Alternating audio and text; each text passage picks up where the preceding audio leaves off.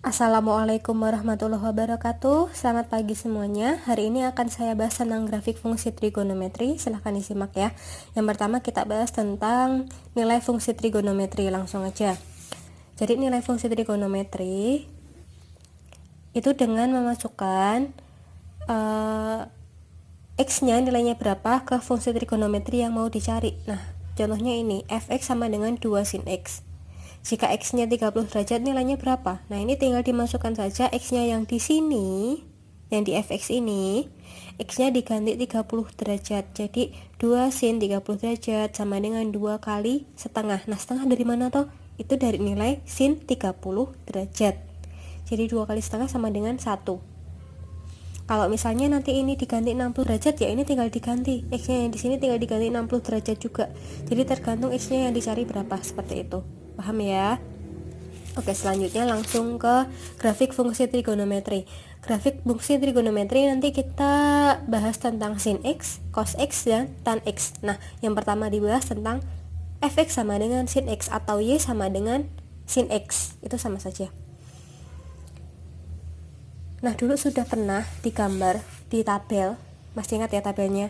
Jadi ada tabel, pertama dilihat yang sin x dulu, tabelnya sama seperti ini sebenarnya. Kalau dulu itu jadikan satu tabelnya, kalau masih ingat.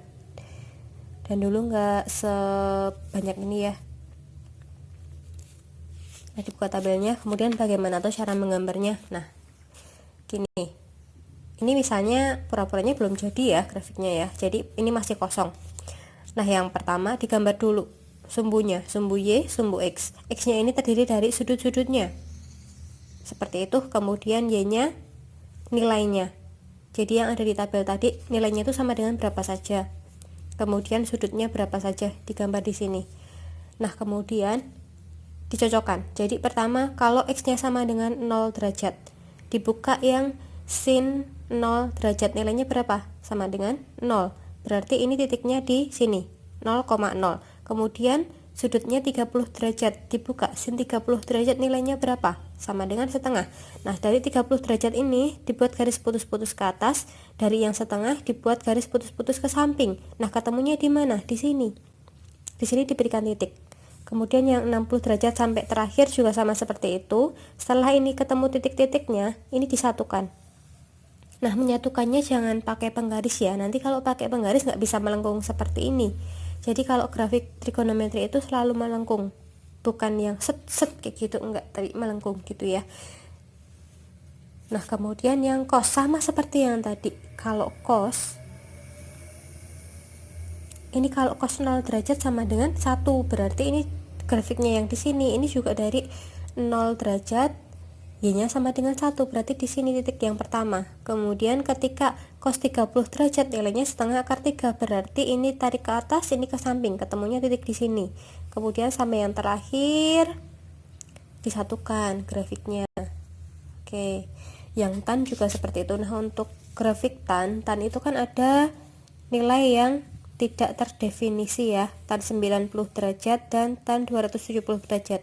Jadi kalau tidak terdefinisi itu berupa garis putus-putus, itu namanya asimtot. Jadi grafiknya seperti ini. Nah, grafik tan itu ada garis seperti ini, jadi ada bagian yang tidak akan pernah disentuh, itu namanya asimtot, garis yang tidak akan pernah disentuh oleh grafiknya. Ini namanya asimtot yang di sini, garis ini. Nah, jadi grafik tan itu seperti ini. Ini hanya akan mendekati garis saja, lama-lama kalau ditarik ke atas terus ini hanya akan mendekati garis ini saja, tapi tidak akan pernah menyentuh atau memotongnya, seperti itu. Yang ini juga kalau ditarik ke bawah akan semakin mendekati garis ini, tapi tidak akan sampai melewati ataupun menyentuhnya, seperti itu. Nah, untuk yang pakai lingkaran ini sama saja caranya. Kemudian gini,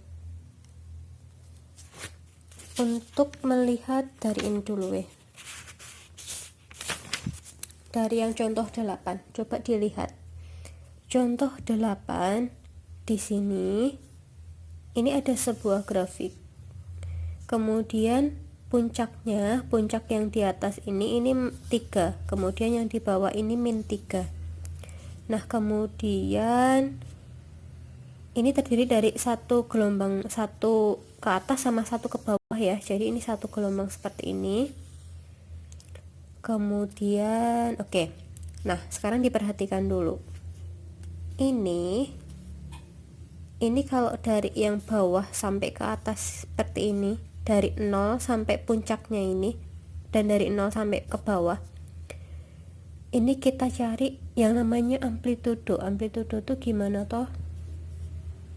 Jadi caranya puncak yang di atas dikurangi yang di bawah dibagi 2. Jadi 3 dikurangi min 3 dibagi 2, hasilnya berapa? Jadinya kan 3 kurangi min 3 kan 6 ya. 6 dibagi 2 nilainya 3. Nah itu ketemunya amplitudo. Nanti seperti ini, A sama dengan 3, namanya amplitudo. Kemudian sekarang cari periode. Periode itu gimana cara mencarinya?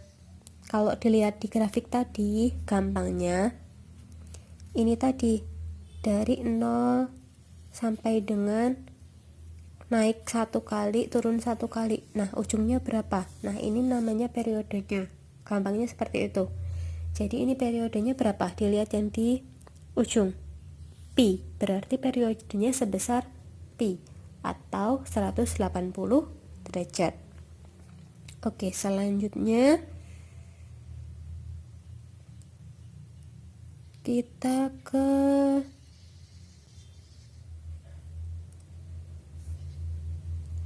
ini tuh grafik sin atau grafik cos ya, untuk membedakannya. Kalau sin tadi kan awalnya dari 0 sini ya. Nah kalau cos awalnya dari yang di ujung atas atau bawah. Jadi kalau ini namanya grafik sin.